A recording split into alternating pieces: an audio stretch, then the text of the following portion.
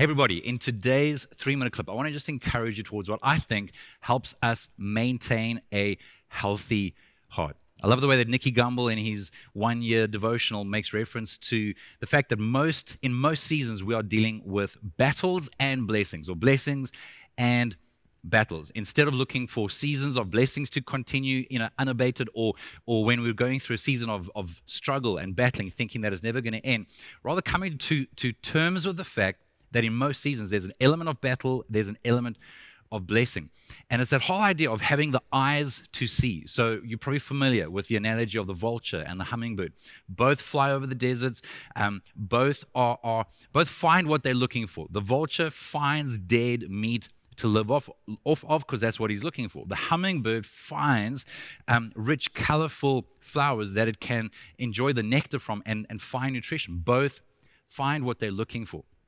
Now, the challenge for us is to apply a dangerously familiar passage. Philippians 4 verse 6 tells us not to worry about anything, but to pray about everything and to thank God for all that He has done. We know this. We know we need to pray. We know we need to be grateful. We need to practice thanksgiving.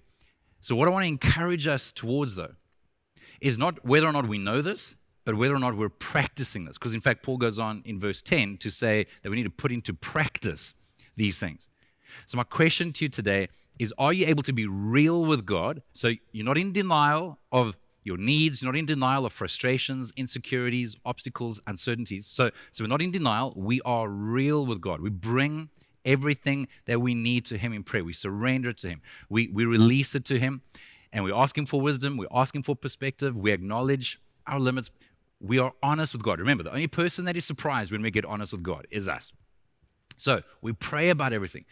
But also, guys, we know the power of the practice of thanksgiving, where we look back, we see where God's been kind, we see where God has been gracious. We're grateful, maybe waking up in the morning just thanking God that we have use of our fingers or our limbs, that we can walk to a bathroom inside our house, that we can open a tap, that we can eat breakfast.